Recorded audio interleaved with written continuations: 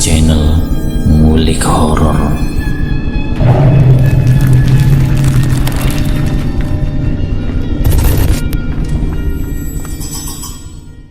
Assalamualaikum warahmatullahi wabarakatuh. Jumpa kembali di channel Ngulik Horor. Channel kami menceritakan tentang kisah-kisah misteri yang mungkin bisa menemani agan-agan dan sista semua ya. Kali ini saya akan melanjutkan kisah misteri yang berjudul Terekan Kedung Janin bagian yang terakhir. Yuk tak perlu lama-lama lagi, mari kita lanjutkan ceritanya. Pagi itu setelah mengisi perut serta mengemas keperluan kerja, Rahma dengan wajah lesu melangkah dan menghampiri kuda besi buatan Jepang yang selalu menemaninya bekerja. Tapi pagi itu sepertinya ada hal lain yang dilakukan Rahmat, sebab jalan yang biasa dan seharusnya ia lalui untuk ke tempat kerja berbelok ke arah kanan. Namun pagi itu Rahmat seperti sengaja membelokkan ke arah kiri. Ia terus memaju laju kendaraan roda 2 warna merah miliknya, menyusuri jalanan kampung tanpa aspal dan banyak lubang, melewati puluhan rumah warga, sampai akhirnya berbelok dan berhenti di halaman sebuah rumah berdinding tembok bercat hijau, berteras lebar dan memajang seperti sebuah pendopo. Tak beberapa lama setelah 3 atau 4 kali Rahmat mengucap salam, seorang lelaki tua dengan memakai sarung dan berkopiah lusuh muncul menyambutnya. Keduanya segera duduk di kursi berukir dengan sebuah meja bulat di tengah. Sepintas berbasa-basi, sampai akhirnya Rahmat mengutarakan dan memulai cerita panjang lebar tentang kejadian demi kejadian yang dalam 2 malam ia alami berkenan munculnya sosok Mbah Sulak. Sejenak laki-laki tua yang tak lain adalah Mbah Sarji mendengarkan seksama dari awal cerita Rahmat dengan wajah biasa dan sesekali datar, hingga sampai pada saat Rahmat menyebut nama Mbah Sulak. Wajah Mbah Sarji seketika berubah menegang kencang, menunjukkan rasa terkejut yang teramat. "Celaka Mas Rahmat, jika benar-benar sosok Mbah Sulak muncul dan sudah menemui istrimu," ucap Mbah Sarji tegang. "Maksudnya Mbah?" tanya Rahmat mulai sedikit cemas. "Istrimu berarti tak meminum serta menggunakan air pemberian saya dan Pak Lukman. Juga ada sesuatu telah dilakukan istrimu, sampai mengundang kemunculan sosok Mbah Sulak yang sudah puluhan tahun tak terdengar kemunculannya," jawab Mbah Sarji sembari matanya menerawang jauh ke depan, seperti tengah memutar memori dalam ingatannya. "Siapa Mbah Sulak sebenarnya, Mbah?" tanya Rahmat kembali yang belum mengerti. Sebentar Mbah Sarji terdiam, seakan enggan menjawab pertanyaan Rahmat. Namun kemudian satu tarikan nafas berat mengawali sebuah kalimat jawaban yang membuat Rahmat terhenyak dalam ketakutan. Mbah Sulak adalah seorang dukun ilmu hitam yang merangkap dukun bayi. Ia menjadi jujukan para wanita malam guna memasang susu gaib, dan juga orang yang ingin menggugurkan kandungannya. Ia adalah pemilik pertama rumah yang kamu tempati. Dulu rumah itu adalah praktek perdukunan dan tempat aborsi, sehingga banyak janin serta bayi yang dibuang, dikubur sembarangan di pekarangan belakang rumah itu. Sampai akhirnya warga yang geram setelah mengetahui perbuatan Mbah Sulak menghakimi dan mengubur hidup-hidup Mbah Sulak di tempat yang sama, di tempat terkuburnya puluhan janin dan bayi hasil perbuatannya. Jelas kembali Mbah Sarji dengan raut wajah yang masih menegang. "Yang aku takutkan anak dalam kandungan istrimu, sebab wanita yang tengah mengandung bila bersentuhan dengan sosok Mbah Sulak dipastikan kehilangan janinnya," ucap Mbah Sarji, membangkitkan rasa cemas kembali dalam diri Rahmat. Apa yang harus saya lakukan demi menyelamatkan istri dan calon anak dalam kandungan istri saya, Mbah? Sahut Rahmat dengan penuh kekhawatiran. Bawa istrimu keluar dari rumah itu hari ini juga. Jangan kembali sebelum tali pusar mengering dan pancar papat istrimu pulang ke dalam rahim. Hanya itu satu-satunya cara supaya janin dalam kandungan istrimu lepas dari incaran Basula. Andai istrimu tak banggel, mungkin Basula masih terkubur dalam kubangan jasad mati yang terkurung. Tapi sekarang sudah terlambat, sambung Mbah Sarji menjelaskan. Apa tak ada cara lain, Mbah? Mungkin dengan bantuan orang-orang tua, ustadz atau sesepuh spiritual di kampung ini supaya bisa mengusir sosok Basula, ujar Rahmat di sela-sela pikirannya yang terfokus pada saran Mbah Sarji. Iblis tak akan bisa musnah, Mas. Siapapun yang bersekutu dengannya akan abadi dalam kesesatan. Hanya raganya bisa musnah, tapi sukmanya akan tersandra oleh ikatan yang telah tergadai. Kelak di hari kiamat, sukma dan raganya bisa kembali menyatu, guna mempertanggungjawabkan di hadapan Pangeran Kang Baurekso alam dunyo. Jelas dan terang jawaban dari Mbah Sarji setelah sebelumnya menggelengkan kepala pelan. Rahmat tertegun. Ia tidak menampik ucapan Mbah Sarji, meski dirinya belum begitu tahu akan hal seperti itu. Tapi ia tak memungkiri satu kebenaran terkandung dari kalimat-kalimat yang dilontarkan Mbah Sarji. Secercah harapan sesaat menyelinap dalam benak Rahmat, tapi di balik itu tak luput satu keresahan juga ikut menyusup, mengingat akan sifat keras membatu istrinya, ibarat karang yang tertanam tajam dan kokoh di lautan. Memikirkan hal itu sedikit mengundurkan semangat Rahmat, seakan sudah tahu apa yang bakal terjadi bila dirinya bercerita serta mengajak Warni untuk meninggalkan rumah yang sudah dibeli dari hasil jerih payah mereka berdua, apalagi dengan satu alasan selama ini amat diingkari istrinya, bakal semakin menyulitkan dirinya guna bisa mengikuti saran dari Mbah Sarji. Hari itu Rahmat memutuskan untuk tak bekerja. Setelah meneruskan obrolan sebentar, ia pamit kepada Mbah Sarji, memacu kembali kuda besinya, menuju ke rumah orang tuanya dan beberapa keluarga dekat serta orang tua Warni, dengan harapan bisa menemukan solusi untuk mengatasi masalahnya. Tak ada satupun dari seluruh keluarganya dan orang tua yang menolak saran dari Mbah Sarji. Setelah dijabarkannya, membuat setitik harapan menyinar dari wajah Rahmat. Namun harapan itu seketika memudar saat waktu menginjak sore dirinya sampai di rumah. Lagi-lagi semua upaya serta rencana yang telah mendapat restu seluruh keluarga terbentur dan mendapat penolakan keras dari Warni. Untuk apa pindah?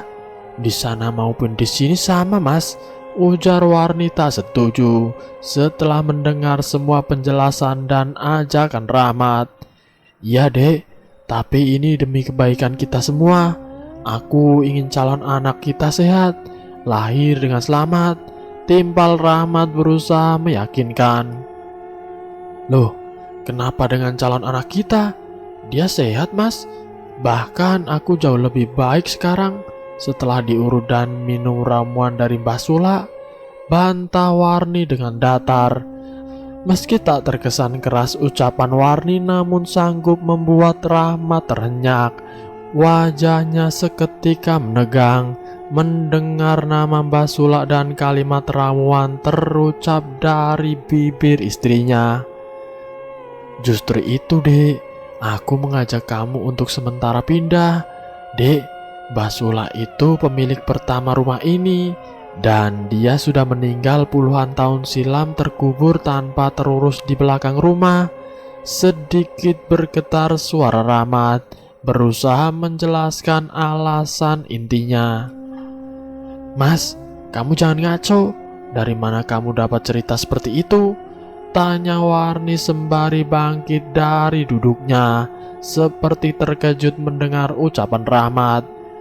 Mbah Sarji, beliau sudah menceritakan semuanya. Karena itu juga yang menjadi alasan kuatku mengajak kamu sementara pindah. Kamu tahu, kini Mbah Sula sedang mengincar calon anak kita. Dingin jawaban Rahmat kali ini. Sulit bagiku, Mas, untuk percaya dengan semua cerita dari orang tua itu. Aku sudah terlanjur nyaman berada di dalam rumah hasil keringat kita berdua. Aku yakin kita akan baik-baik saja. Lagian tinggal beberapa bulan lagi masa kelahiran anak kita. Jadi kamu gak usah berpikir aneh-aneh lagi mulai sekarang, sahut Warni yang kembali duduk di samping Rahmat. Tangannya perlahan mengelus bahu Rahmat, mencoba untuk menghibur suaminya yang terlihat kalut. Tapi dek, ini beneran. Mas tadi juga mencari tahu dari beberapa teman dan warga kampung sini tentang siapa Mbah Sula. Dan jawaban mereka sama, jika Mbah Sula itu sudah meninggal. Bahkan meninggalnya itu dikubur hidup-hidup oleh warga yang kesal dengan perbuatannya. Mbah Sula itu dulunya memang dukun pijat, tapi juga penganut ilmu hitam. Ungkap Rahmat kembali masih berusaha untuk tak menyerah meyakinkan Warni. Lebih baik nanti kita tanya langsung kebenaran cerita yang Mas dapat pada Mbah Sula, biar jelas. Aku sih nggak percaya, masa ada orang sudah meninggal kok masih bisa mijit. Nanti Mas, sebentar lagi Mbah Sula datang. Kita cari tahu kebenarannya, sahut Warni masih dengan ketidakpercayaannya. Akan lebih baik lagi jangan terima dan menemui dia lagi, dek. Aku benar-benar khawatir. Aku tidak mau terjadi apa-apa lagi denganmu dan calon anak kita, seperti waktu itu, ujar Rahmat sembari mendongakkan wajahnya, berharap Warni yang sudah menemani hidupnya beberapa tahun luluh dan mau mengikuti nasihatnya. Kita lihat dulu kebenarannya, Mas. Jangan-jangan ini cuma fitnah dari orang tua sok pintar itu. Juga orang-orang yang tak suka dengan kita dan Mbah Sula. Kita tunggu sebentar lagi supaya semuanya bisa jelas. Lagi-lagi sahutan sengit Rahmat terima dari Warni sembari bangkit dan melangkah pergi. Rahmat hanya terdiam menatapi punggung istrinya sebelum menghilang di balik kain gorden penyekat pintu penghubung. Sirat kecemasan tampak begitu kuat menggurat pada wajahnya yang kuyuh. Sesaat setelahnya ketika waktu merayap semakin sore, Rahmat mulai merasakan hawa lain dan suasana tak seperti biasanya. Ada perasaan aneh bergelanyut, menyusup menguat dalam batinnya. Apalagi ketika matanya menyorot keluar, melihat keredupan alam yang mulai tersembul bayang-bayang petang, seolah Rahmat terasa bagai satu tanda atau isyarat sebuah kesedihan. Lama sekali Rahmat termenung membisu di ruang tamu tanpa tahu harus berbuat apa, sampai tak menyadari bila suara panggilan lantunan azan maghrib berkumandang lantang guna menggugah para hamba-hamba untuk segera mendatangi rumah suci, menunaikan kewajiban sebagai makhluk tercipta, menyembah kepada yang menciptakannya secara berjamaah. Rahmat baru tersadar setelah suara saklar, lalu disusul gebyar nyala lampu di seluruh rumahnya. Meski dirinya tak mengetahui tangan siapa yang sudah menekan dan menghidupkannya, seketika Rahmat bangkit dan melangkah menuju pintu. Ia semakin sadar jika waktu telah berganti malam. Melihat di luar suasana sudah berubah gelap. Rahmat sempat tertegun sejenak, Mencoba mengingat-ingat lamanya ia terduduk sendiri. Ia merasa seolah terhipnotis hingga tak bisa menghitung waktu. Padahal sore itu ia berkeinginan membawa Warni keluar. Meski tak membawa pindah, namun sekedar mengalihkan dari kedatangan Basula. Rahmat kembali menyandarkan punggungnya di kursi setelah menutup pintu rapat-rapat. Tapi tak lama Rahmat kembali bangkit saat satu jeritan melengking mengejutkannya. Gugup dan setengah berlari Rahmat menghampiri kamar tempat di mana jeritan itu berasal. Sampai sepersekian detik tepatnya ketika Rahmat sudah di ambang pintu, tubuhnya mendadak terasa kaku dan dingin, sedingin tatapannya yang tertumpu ke atas ranjang. "Basula," lirik suara gumam tercegat Rahmat, menyaksikan sosok Basula tengah terkekeh dan duduk di atas perut istrinya. Ingin Rahmat segera menghampiri serta menolong Warni yang terlihat meringis, seperti menahan kesakitan teramat sangat. Tapi saat itu kaki Rahmat seolah terpaku, berat tak mampu ia gerakan sedikit pun. "Jangan, Mbah, sakit," rintih Warni dengan mata melotot tertuju pada sosok Basula. Namun suara Warni seolah satu rintih mengasihkan bagi Basula. Ia terus saja tertawa ngikik sembari menghentak-hentakan tubuhnya di atas perut buncit Warni, membuat Rahmat yang melihat secara jelas panik dan ketakutan. "Mbah, tolong hentikan. Jangan sakiti istri saya, Mbah. Lepaskan dia, Mbah," seru Rahmat di sela-sela kecemasan dan ketakutannya. Tapi lagi-lagi seruan Rahmat tak dihiraukan sosok Basula. Bahkan tidak sedikit pun Basula menoleh. Ia malah semakin mengeraskan tawa ngikiknya, mengiringi jerit melolong dari bibir Warni. Rahmat yang masih dirundung kepanikan kini tersusup rasa tak tega melihat istrinya sangat tersiksa. Ia meraung dan memaksa kakinya untuk melangkah. Namun baru saja kaki kanannya terangkat, tiba-tiba ia merasa ada tangan-tangan yang menahannya, menarik kembali dengan kuat hingga menjejak dan menapak di lantai semula. Sebentar Rahmat masih meraung serak, berusaha keras dan gigih untuk bisa menolong istrinya. Tetapi kemudian tak beberapa lama ia terdiam dalam puncak ketakutan. Saat matanya melihat ke bawah, mendapati jari-jari tangan mencekram erat pada kedua kakinya. Kilat kepasrahan nampak jelas dari raut wajah Rahmat.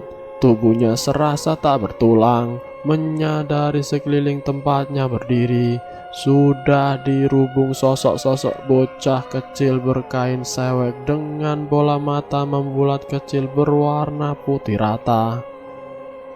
Puluhan sosok bocah itu terlihat riang. Tangan-tangan kecil mereka saling berebut, memegang dan mencekram kaki Rahmat, seakan tahu dan sengaja menghalangi Rahmat yang berusaha menolong Warni. Meski tangan mereka tampak kecil di mata Rahmat, akan tetapi ia merasa bila tangan-tangan itu begitu dingin, keras dan kuat, membuatnya hanya bisa terdiam pucat tak berdaya melawan cengkraman sosok-sosok bocah berbau amis dan tak beralis.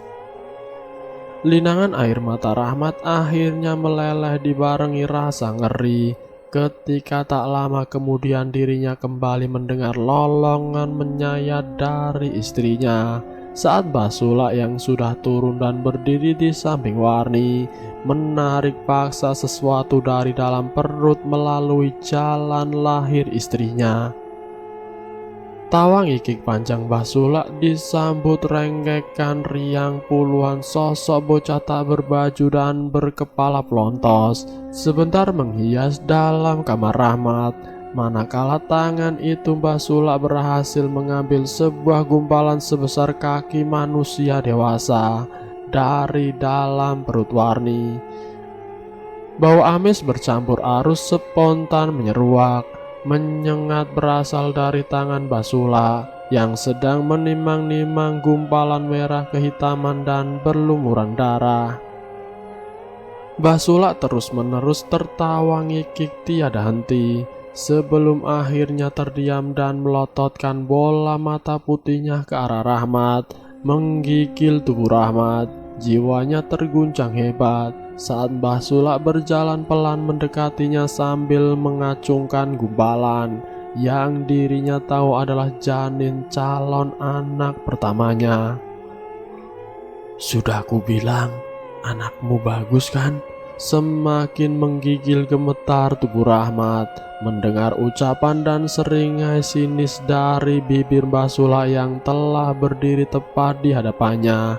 Tak mampu lagi Rahmat berucap atau menyahut, hanya matanya yang sebentar mengerjap-ngerjap seolah tak ingin melihat gumpalan di tangan Basula.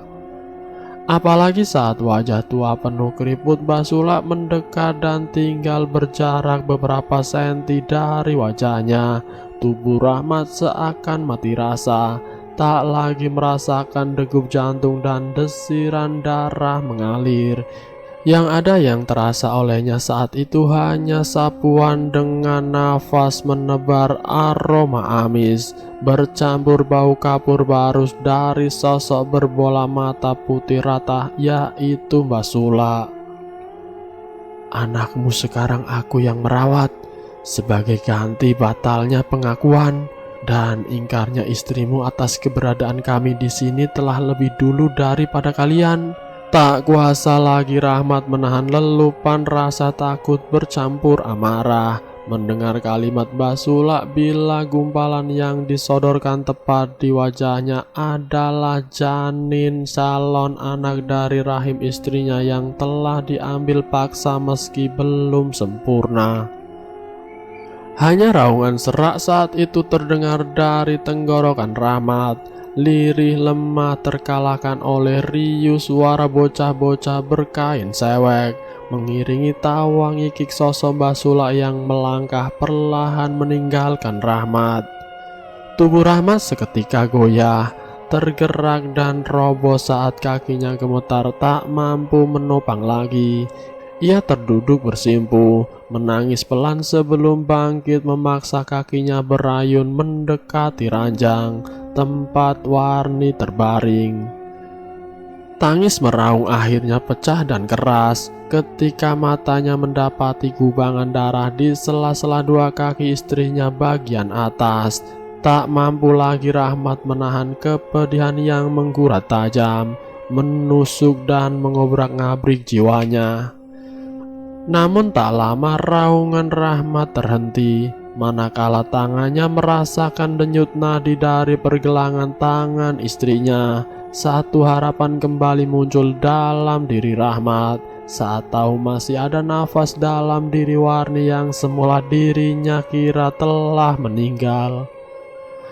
Tanpa berpikir panjang Rahmat membopong tubuh lemah istrinya, membiarkan limpahan darah menggenangi kasur bertilam kain halus, dan mengacuhkan sepasang mata menyorot sinis dari sudut kamar di sisi kiri.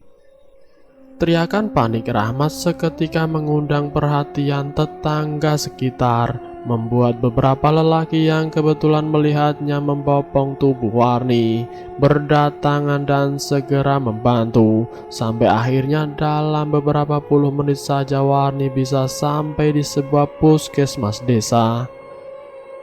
Kekalutan masih terus menggelayuti pikiran Rahmat meski Warni telah berhasil diselamatkan. Merasakan deburan amarah masih begitu kuat menggelora dalam dada kala bayang-bayang Basula yang sudah merenggut calon anaknya menari-nari di pelupuk matanya.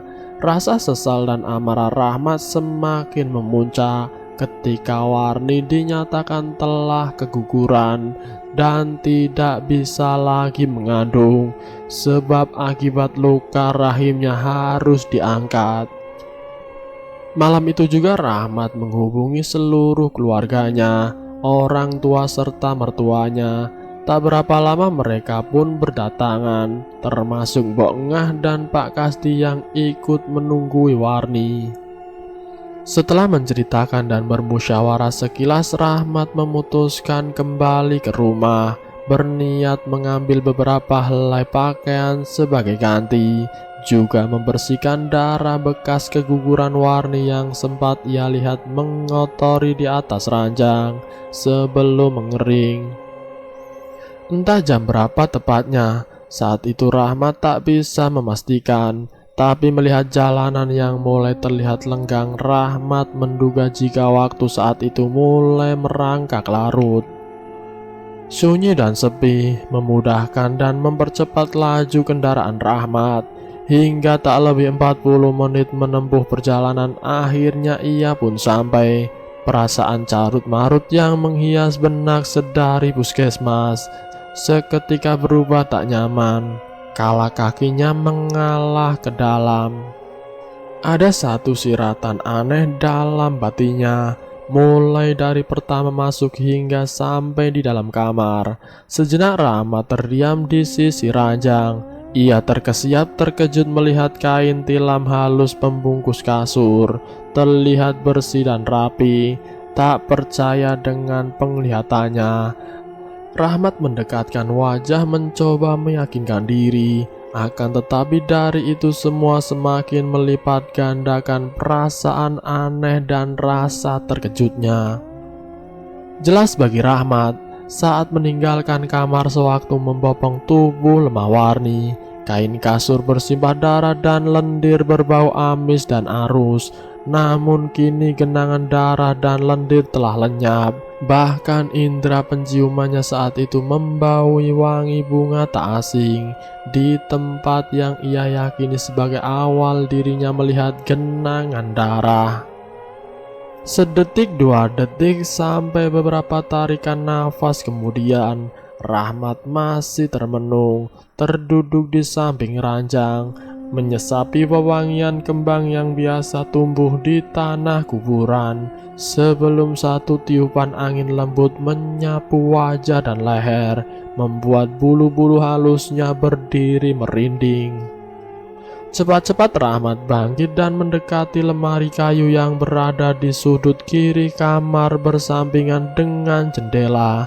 Ia tersadar akan suasana serta hawa yang semakin tak nyaman bukanlah sebuah hawa biasa. Apalagi saat itu ia merasakan bila dari pojok sebelah kanan kamar sorot tajam sepasang mata seperti sedang menatapinya dengan sinis, meski tak melihat wujud utuhnya. Kepekaan Rahmat lagi-lagi diuji, manakala pintu lemari kayu telah terbuka, disambut sengat bau anyir pekat menyesakkan dadanya. 2 langkah Rahmat tersurut mundur, matanya lekat menatap tumpukan pakaian yang tersusun rapi di dalam lemari bersusun 3 tingkat, seakan tak percaya jika di dalam lemari yang setiap hari ia dan istrinya gunakan tiba-tiba terdapat hal aneh. Tercekat membuat Rahmat terdegun dan berpikir keras, antara ragu dan takut menyadari semakin banyaknya kejanggalan yang ada di kamarnya. Tapi demi satu tujuan, Rahmat akhirnya kembali maju mendekat. Tangannya dengan cepat segera memilih dan mengeluarkan beberapa helai pakaian Warni yang akan dibawanya sebagai ganti, tanpa menuruti dan mengacukan rasa ingin tahu tentang sebab atau sumber dari bau anyir yang masih terus menyeruak. Setelah selesai memilih beberapa saja, Rahmat menutup pintu lemari dan buru-buru melangkah keluar. Namun baru saja kakinya menginjak lantai ruang tamu, mendadak jantungnya seperti berhenti mendadak. Wajahnya mempias putih, menahan gejolak jiwa takutnya saat mendapati sosok wanita cantik bergaun putih panjang duduk bersimpah di lantai. Menyandarkan kepalanya di pangkuan sosok wanita tua yang duduk di kursi atau tepat di atasnya. Jelas, sangat jelas di mata Rahmat. Dua sosok wanita sudah dirinya lihat beberapa kali. Tersenyum kepadanya. Rahmat merasa jika dua sosok wanita yang mana salah satunya ia tahu adalah sosok Mbah Sula sengaja menampakkan diri di hadapannya. Setelah ini bawa istrimu keluar atau pindah dari tempat ini dan jangan kembali lagi. Satu ucapan pelan dari sosok Mbah Sula seketika menyentak Rahmat. Tubuhnya semakin tergetar, terdiam tanpa mampu menggerakkan lidah dan bibir untuk menyahut. Iki ngono akibate nantang nyaiku. Iki untung bojomu ora sekalian didadekne jamper seselanang panggonan sing wis adem wiwit puluhan tahun kepungkur. Mula tak anti-anti, ojo dibalani maneh, sambung Mbah Sula sembari mengusap pelan rambut hitam nan panjang sosok wanita yang terpejam dan menyandarkan kepala di pangkuannya. Sedang Rahmat masih terdiam dalam ketakutan. Ia hanya mendengar seraya menekan kuat-kuat gigil ketakutan dalam jiwanya. Matanya tak bisa lepas dan terus tertumpu pada dua sosok yang telah menorehkan malapetaka dalam hidupnya.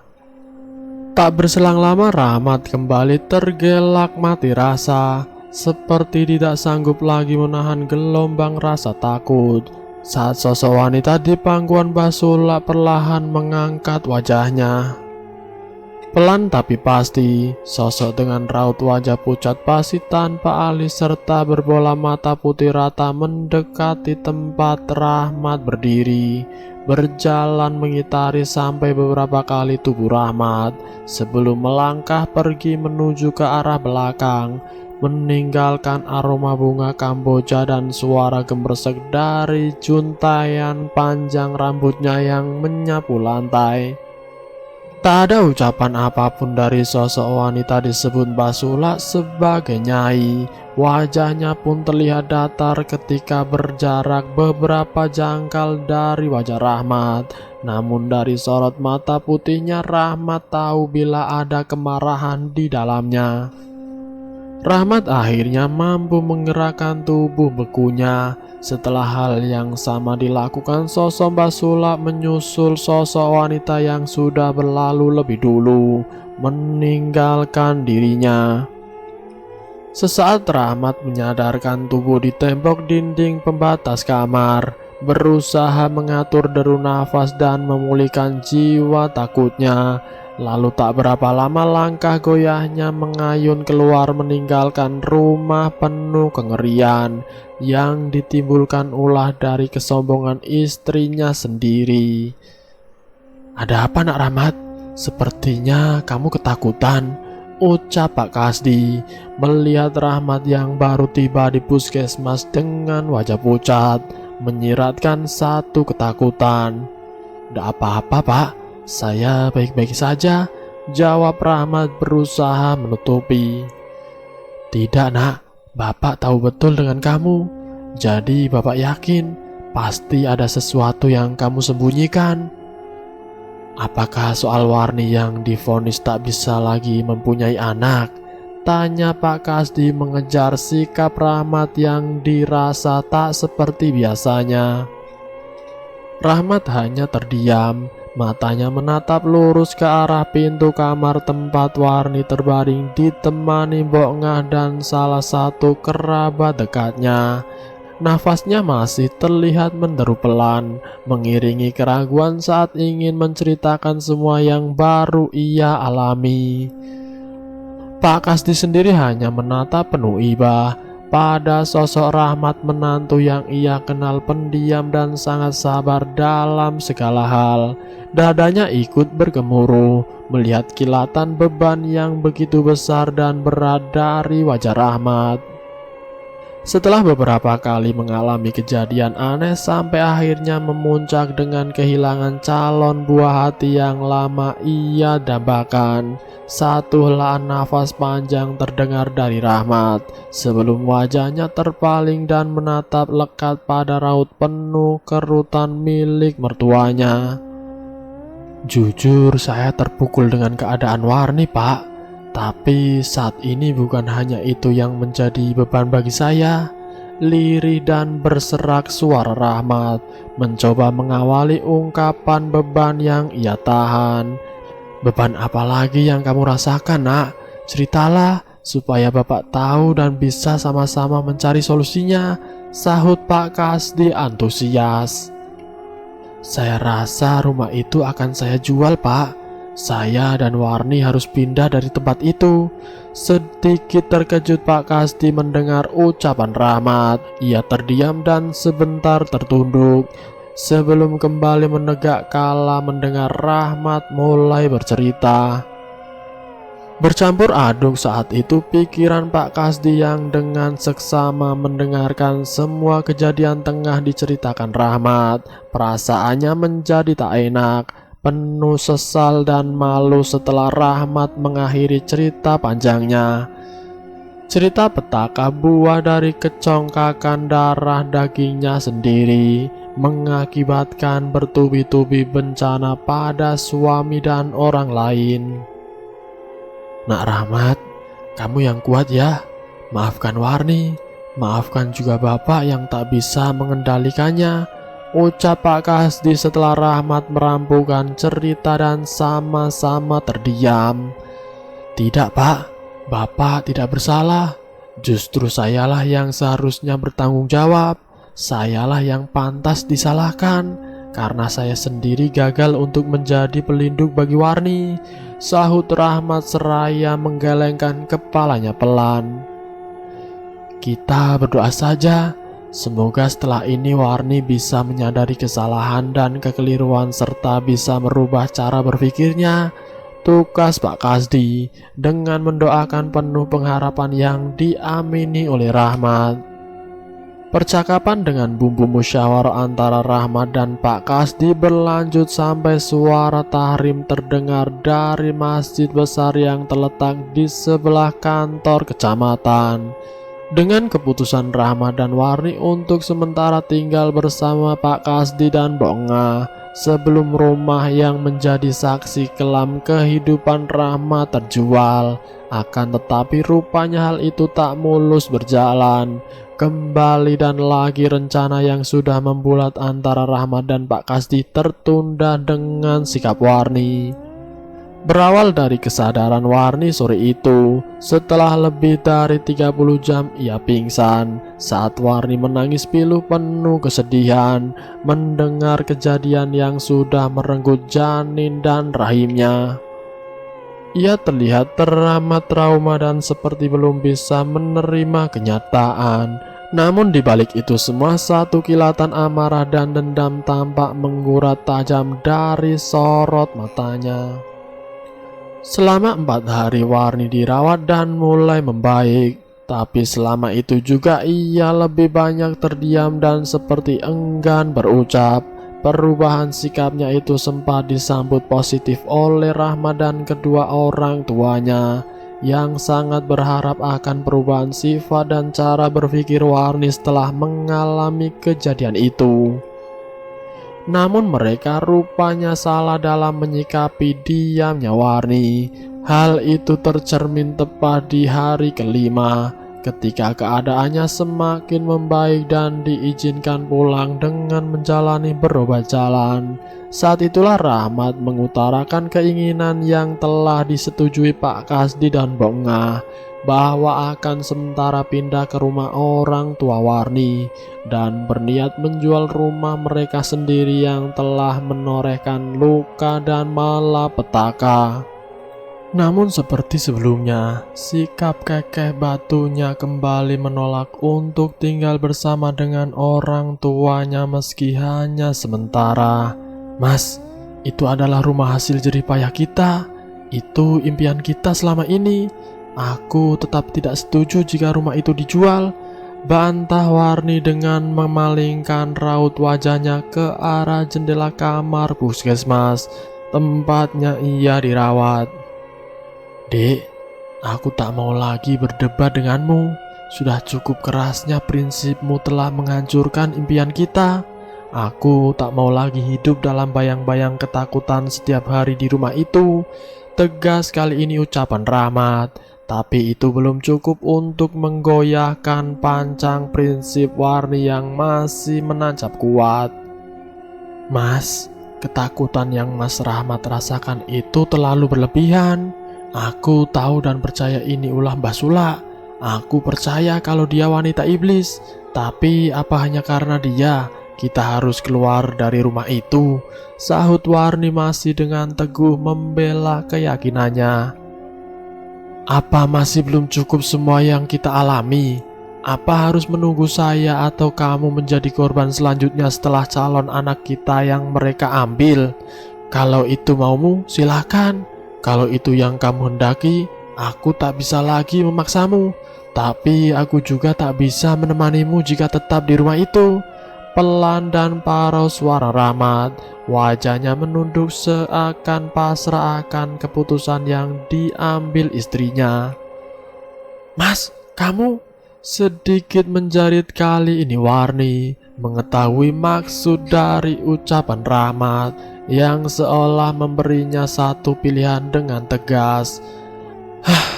Aku sudah capek deh dengan semua ini. Aku ingin hidup tenang tanpa bersentuhan dengan hal-hal yang tak terlihat namun membahayakan. Ingat, bukan hanya kali ini aku mengalami hal buruk selama tinggal di rumah itu. Dan itu semua atas ulahmu yang tak mau percaya dengan larangan, pantangan apapun. Sekarang lihatlah, buka hatimu, lihat kenyataan sekarang. Panjang dan lagi tegas, ucapan Rahmat membuat Warni seketika diam tertunduk. Sejenak suasana sunyi dan hening ketika Rahmat dan juga Warni seperti terhanyut dalam pikiran masing-masing. Sampai beberapa saat kemudian derap langkah kaki membuat keduanya tersadar dari lamunan. Sudah siap kamu, Duk? Satu suara dari Bongah yang baru masuk sedikit mencairkan suasana kaku antara Rahmat dan Warni. Sebentar lagi, Bu. Dengan tersenyum Rahmat menyahut, mencoba menutupi perdebatannya dengan Warni. Baiklah mas, saya akan ikut tinggal sementara bersama di rumah ibu. Tapi aku mohon, jangan buru-buru menjual rumah itu, ucap Warni dengan terpaksa menyerah. Anggukan pelan dan senyum tipis menghiasi dari bibir Rahmat serta Bongah. Mendengar ucapan Warni yang kali ini mau menuruti kemauan Rahmat khususnya. Namun kejanggalan kembali Rahmat rasakan dari sikap Warni saat baru satu malam mereka menginap di rumah orang tua Warni sendiri. Mulai dari sikapnya yang semakin temperamen, marah tak jelas hingga sering keluar sendiri di tengah malam hanya sekedar melamun. Sikap tak jelas Warni akhirnya memuncak tepat di hari ketiga sewaktu tinggal bersama orang tuanya, di mana sore itu saat Rahmat baru saja pulang dari bekerja. Ia memaksa sang suami untuk mengantarkannya ke rumah mereka yang telah 3 hari ditinggalkan. Permintaan itu sempat mendapat penolakan tegas dari Rahmat. Ia yang sudah begitu membulat untuk menjual dan tak ingin lagi mengusik apapun, khususnya sang penunggu lain di rumah itu, terpaksa menuruti kemauan Warni yang merengek dan membumbui dengan berbagai macam alasan. Setelah berpamitan dengan Bongah, Rahmat yang masih terlihat lelah akhirnya mengantar Warni ke rumah yang telah membuatnya merasakan kengerian. Bayangan ketakutan seketika melintas dalam benak Rahmat ketika baru saja sampai di halaman. Memaksa memori di kepalanya spontan memutar kembali kelebatan kejadian menakutkan, mengerikan dan memilukan. Rahmat yang berjalan di belakang Warni sedikit ragu untuk ikut masuk ke dalam. Rasa takut begitu menggambar jelas pada raut wajahnya saat Warni membuka pintu memunculkan bayangan sosok Mbah Sula serta sosok wanita berambut panjang bermata putih rata. Meski itu hanya bayangan sepintas, namun dalam hati Rahmat merasa seperti nyata dan seolah menjadi suatu tanda isyarat. "Mas, kenapa kamu kok seperti takut gitu?" tanya Warni melihat wajah Rahmat menegang dan seolah enggan untuk ikut masuk. "Entahlah dek, perasaanku tiba saja tak enak," sahut Rahmat pelan. "Ya sudah, kalau begitu biar aku saja yang masuk," ujar Warni. "Ya sudah, kamu cepat ambil pakaian dan kebutuhanmu. Aku tunggu di sini." Warni akhirnya melangkah masuk tanpa berkata apapun lagi setelah mendengar jawaban dan perintah Rahmat yang saat itu memilih duduk di kursi kayu teras depan, menatapi jalan sepi di depan rumahnya seperti biasa ia saksikan di kala waktu senja. Beberapa menit ratusan detik telah berlalu, namun belum ada tanda Warni selesai mengemas barang-barang miliknya dan keluar, membuat Rahmat yang menunggu semakin merasa kegusaran yang sejak awal menghantui perasaannya. Sebentar Rahmat bangkit sekedar ingin membuang kegelisahan sambil menunggu dengan menatapi langit redup dari halaman. Tapi hal itu tidak membuahkan hasil. Justru saat mengetahui langit semakin beranjak kelam, Rahmat semakin dirundung rasa tak nyaman. Apalagi mengingat akan hal-hal menyeramkan yang ia alami dulu.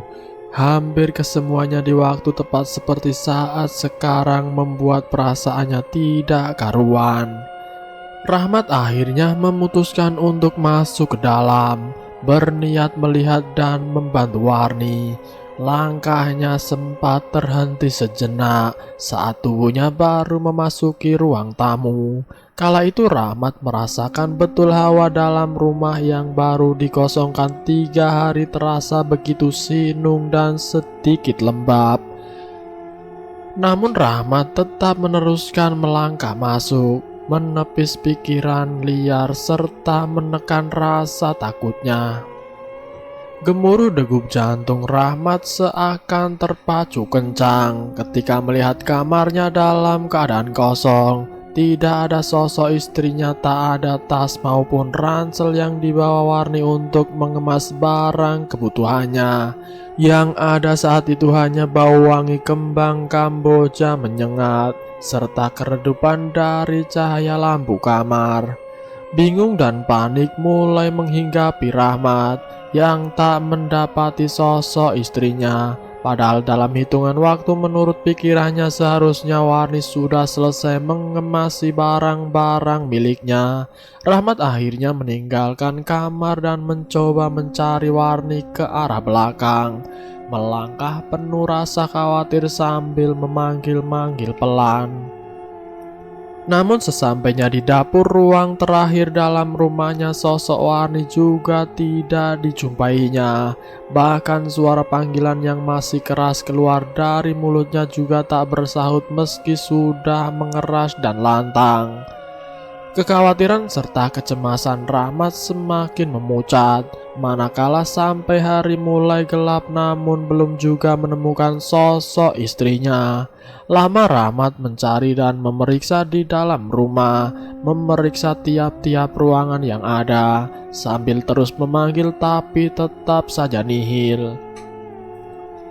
Hingga akhirnya satu bisikan kuat mendorong dirinya untuk mencari di belakang rumah. Rasa takut yang menyelimuti jiwanya sebentar ia abaikan demi mencari keberadaan Warni. Setapak demi setapak kaki Rahmat menyusur pekarangan belakang rumahnya.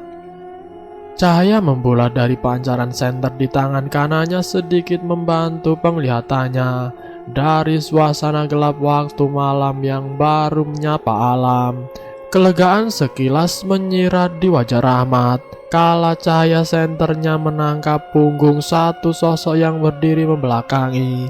Sosok dengan juntaian rambut serta pakaian sama persis dengan milik Warni, membuatnya mempercepat langkahnya. "Dek, kenapa kamu malah di sini? Ayo kita pulang," ucap Rahmat setelah dirinya tinggal 2 meteran. dari sosok yang ia yakini sebagai sosok istrinya. Tapi sampai beberapa saat menunggu, Rahmat tak mendengar sahutan. Bahkan sosok berpakaian sama persis istrinya bagaikan patung diam tak bergerak sama sekali. "Dek, kamu kenapa?" Lagi Rahmat mencoba menyapa. Diulang-ulang namun hal yang sama dilakukan sosok di depannya. Firasat tak enak seketika menyeruak dalam batin Rahmat. Keyakinannya akan sosok di depannya adalah Warni sedikit demi sedikit luntur, mendapati gelagat aneh dari sosok itu. Apalagi tak berselang lama bau wangi Kamboja tiba-tiba saja hadir menyusup di hidungnya. Saat rasa heran masih mendera, Rahmat akhirnya nekat melangkah ke samping demi memastikan sosok itu. Tangannya dengan spontan mengarahkan cahaya senter ke arah wajah saat dirinya tepat berada di samping kanan sosok wanita itu.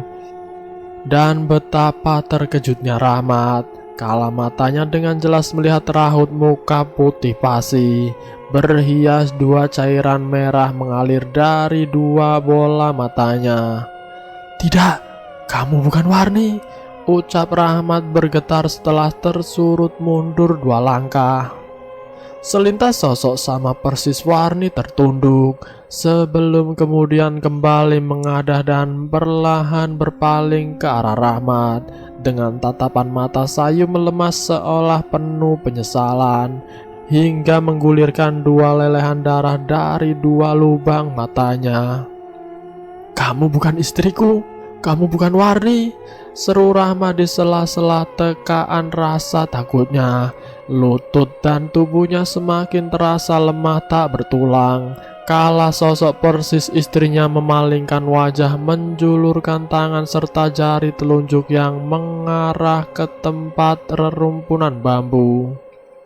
Rahmat yang masih memiliki kesadaran seolah tertuntun untuk mengikuti arah jari telunjuk sosok itu.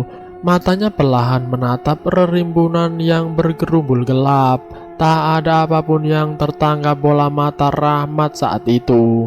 Namun ketika senter di tangan kanannya tergerak mengarahkan cahayanya tepat di tengah rumpunan bambu, seketika itu juga tubuh Rahmat goyah tersurut 1 langkah dan jatuh terduduk. "Warni, apa yang kamu lakukan?" Lirih suara Rahmat. Tertekan rasa takut dan ngeri melihat sosok asli istrinya tengah tersimpul memangku seongkok gumpalan lunak berwarna hitam kemerah-merahan yang berdenyut seolah bernyawa. Tawa melengking sesaat kemudian terdengar dari sosok wanita yang berdiri di depan Rahmat, mengalihkan kembali mata Rahmat untuk menatap padanya. Lagi-lagi Rahmat terkesiap tanpa ekspresi, manakala sosok awal dirinya lihat berwujud sama persis dengan istrinya telah berubah menjadi sosok wanita bergaun putih panjang, bermata putih rata. "Pulanglah. Istrimu sudah tidak bisa keluar dari sini membawa nyawanya, karena istrimu sudah terlanjur lancang, terlalu berani, ingin merusak tempat tinggal anak-anak ini." Satu bentakan keras dari arah samping kiri kembali menghentak jiwa Rahmat, tepat setelah tawa nyaring melengking berhenti. Bentakan dari sosok wanita tua berambut putih menjunta acak-acakan sambil menyorotkan tatapan tajam ke arahnya. Tidak hanya itu, tak berapa jauh dari sosok yang tak lain adalah Mbah Sulak, puluhan sosok bocah beragam bentuk berdiri berjajar di belakang dan samping. Wajah-wajah mereka menyirat kengerian. Mata mereka yang sebagian juling dengan tanda bulatan hitam serta derai leheran mengering kemerahan di pipi, menunjukkan kemarahan yang tertahan, membuat diri Rahmat seolah tak lagi merasa berada di alam dunia nyata. Wajah Rahmat yang sudah bagai kapas tertunduk, matanya mengerjap erat, bibirnya terkatup rapat, tapi tak mampu menutup dan menahan telinganya untuk tak mendengar tawa ngikik dari sosok wanita berambut panjang menyapu tanah. Dan riuh gemuruh suara puluhan sosok bocah yang ikut mengiring langkah Mbah Sulak mendekati sosok tersimbuh warni. Ingin rasanya Rahmat segera bisa meninggalkan tempat itu. Namun tubuhnya sudah terasa seperti tak teraliri darah, kaku membeku. Jangankan untuk berlari, berdiri pun rasanya Rahmat tak sanggup lagi. Akan tetapi hal itu tidak berlangsung lebih lama, sebab berselang beberapa saat kemudian satu pemandangan di depan di tempat di mana sosok istrinya tersimpuh, jiwa Rahmat kembali bergejolak hebat. Tubuhnya seketika memanas, mendapati satu jeritan menyayat istrinya. Kala beberapa sosok anak kecil bermata juling putih rata menyeret dengan paksa tubuh Warni masuk ke dalam rumpunan bambu. "Tidak, jangan bawa istriku, hentikan!" teriak Rahmat lirih tertahan. Namun semua itu sia-sia, tubuh Warni terus saja terseret masuk, meninggalkan suara ratapan memilukan. Sebelum tertutup kabut tipis mengepul dari tempat hilangnya tubuh Warni bersama puluhan sosok bocah dan Mbah Sulak, menyisakan sosoknya yang kembali tertawa nyaring melengking ketika melihat Rahmat tak berdaya. Satu senyum sinis dan tatapan menyengit di sela tawa yang mereda sempat Rahmat lihat dari sosok Nyai, dan menjadi akhir penglihatannya saat sosok Nyai menyusul masuk ke dalam rumpunan bambu, meninggalkan suara gembersek dari rambut panjangnya yang bersentuhan dengan guguran dedaunan bambu kering. Harum wangi Kamboja yang awal menyapu wajah dan menyesak di rongga hidung Rahmat sebentar ikut menghilang, membuat Rahmat tak berselang lama memaksa tubuh lemahnya bangkit. Cepat dan beriring kepanikan saat kaki Rahmat yang masih terlihat goyah mengayun meninggalkan tempat itu. Tak terpikir lagi kotor di tubuh dan pakaiannya yang tertempel debu tanah serta lembaran daun-daun kering bercampur keringat. Tak dihiraukannya lagi air mata melelah deras membasahi pipi. Tidak dirasakan lagi degup jantung ketakutan dan desiran darah mengalir. Yang ia ingin, yang ia kejar saat itu bisa segera pergi mencari pertolongan untuk menyelamatkan istrinya. Kencang kaki Rahmat mengayun setelah sampai di halaman. Ia terus dan terus berlari seraya berteriak meminta tolong, mengundang kekagetan dan panik bercampur heran dari beberapa orang laki-laki yang pernah menjadi tetangganya yang sedang berkumpul di sebuah pos ronda.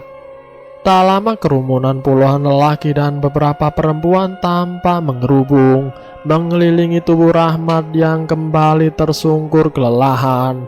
Wajah pucatnya sebentar mengitari raut di sekelilingnya, menatapinya satu persatu sebelum suara terbata dari tenggorokan sedikit menjawab rasa penasaran orang-orang di sekitarnya.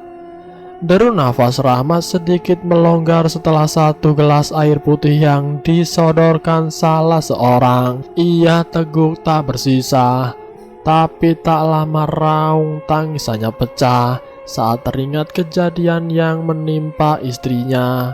Suara memohon memelas dari bibir Rahmat segera ditanggapi beberapa orang yang telah mengerti dari cerita singkat Rahmat, dengan segera berlalu mencari Mbah Sarji dan Ustadz Lukman. Selang 15 menit tampak sosok Mbah Sarji dan Ustadz Lukman datang beriringan, lalu segera beranjak meninggalkan tempat itu setelah mendengar penjelasan ringkas dari Rahmat. Ketegangan terlihat memenuhi wajah-wajah mereka yang mengikuti langkah Mbah Sarji dan juga Ustadz Lukman saat baru memasuki tanah kosong pekarangan yang membenteng lumayan luas dari bangunan rumah Rahmat ke belakang.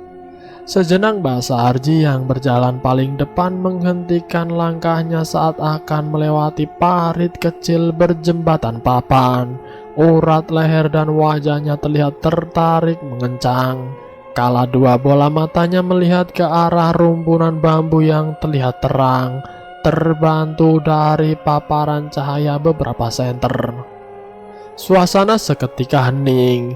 Mereka yang mengikuti seolah ikut terpaku oleh sikap Mbah Sarji. Meski tak melihat apapun atau mengerti dengan apa yang tengah dirasa oleh Mbah Sarji, tapi dari gelagatnya mereka yakin bila ada sesuatu dalam pandangan mata lelaki tua, sesepuh mereka. "Ada apa, Mbah?" tanya Lukman Liri yang berada di samping kanan Mbah Sarji. "Berat. Saya rasa istri Mas Rahmat tidak lagi bisa tertolong," jawab Mbah Sarji tak kalah lirih, seperti tak ingin terdengar oleh Rahmat yang berdiri di sisi kiri dengan diapi dua lelaki tetangganya. Lukman yang mendengar ucapan Rahmat sejenak terkesiap. Matanya segera beralih ikut menatapi rumpunan bambu, sebelum akhirnya tertunduk dan menggeleng pelan. "Untuk urusan ini saya serahkan pada jenengan, Mbah," ucap Lukman masih pelan dan lirih. Tanpa menjawab lagi, Mbah Sarji akhirnya maju mendekat ke arah rumpunan bambu. Lalu tak lama beberapa lelaki yang ditunjuk Mbah Sarji ikut menyusul termasuk Lukman. "Tolong ambilkan bunga 3 warna dan 7 biji dupa Gunung Kawi di rumahku," perintah Mbah Sarji pada salah seorang lelaki setengah baya yang berada paling dekat darinya. "Baik, Mbah," jawab sang lelaki sebelum berlalu. "Apa masih bisa diambil jasad itu, Mbah?" tanya Lukman berbisik, seperti telah mengetahui dengan keadaan di tempat itu. "Saya akan usahakan. Tolong nanti Mas Lukman bantu doa supaya bisa menurunkan dan mengembalikan jasad itu," jawab Mbah Sarji sembari menunjuk muka ke satu arah, yang kemudian disambut anggukan kepala Lukman. Beberapa puluh menit suasana hening penuh ketegangan berlangsung. Sedikit berubah kala lelaki mendapat perintah Mbah Sarji tiba dengan menenteng sebuah bungkusan. Tak lama Mbah Sarji duduk bersila setelah menaburkan bunga di rumpunan bambu serta membakar 7 biji dupa yang dibawa lelaki dari rumahnya.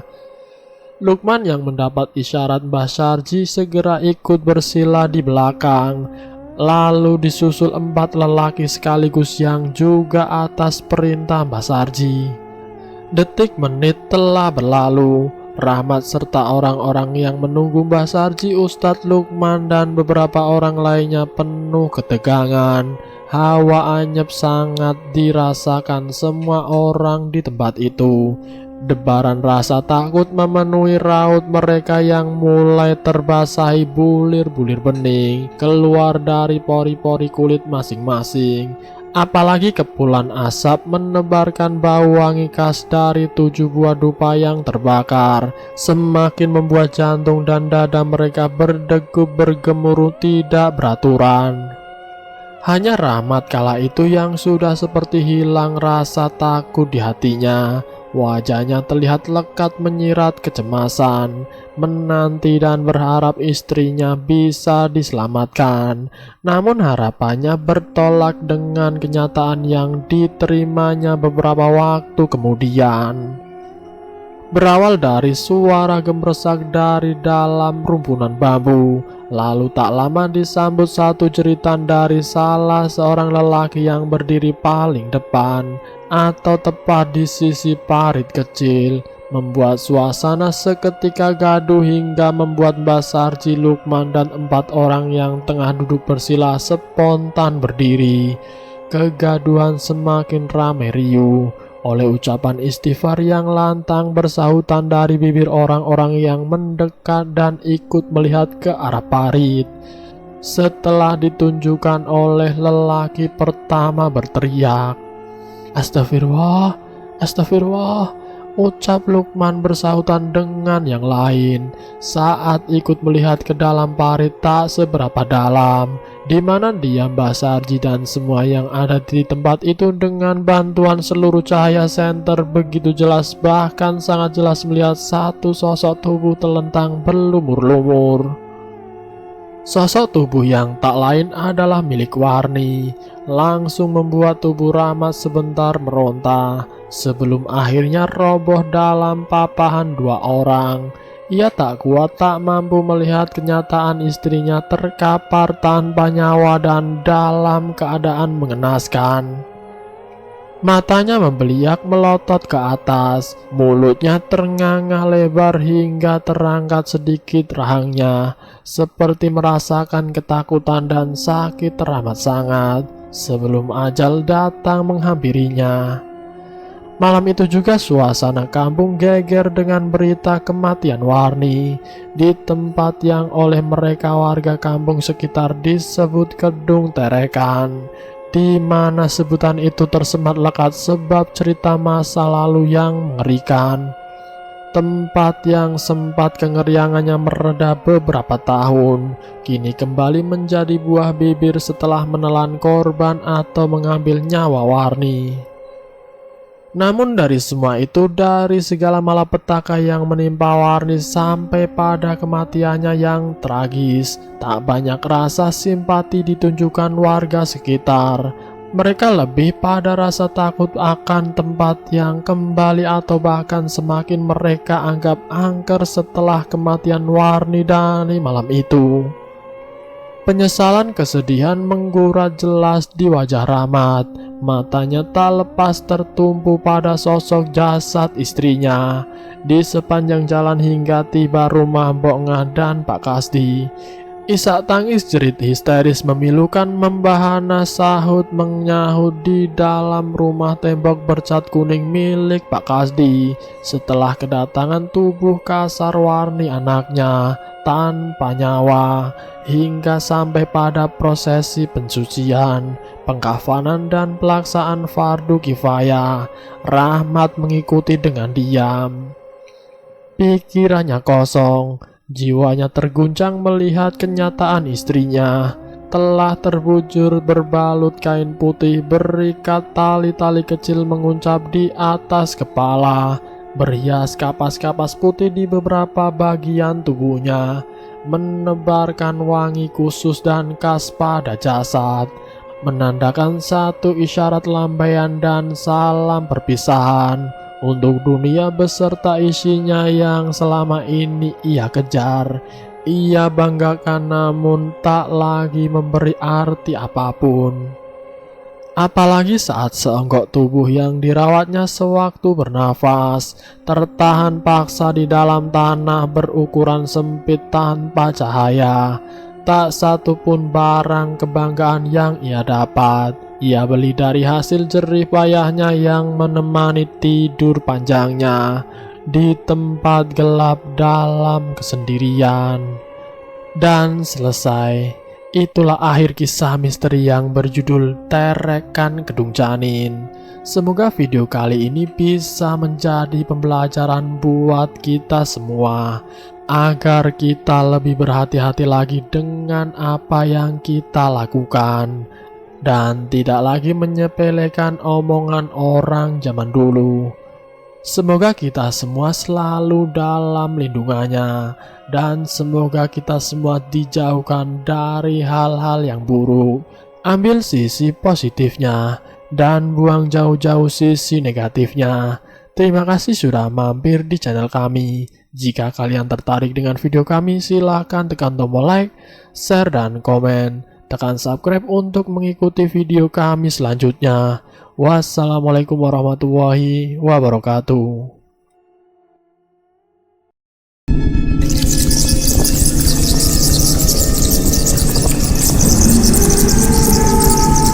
Selamat datang di channel Ngulik Horor.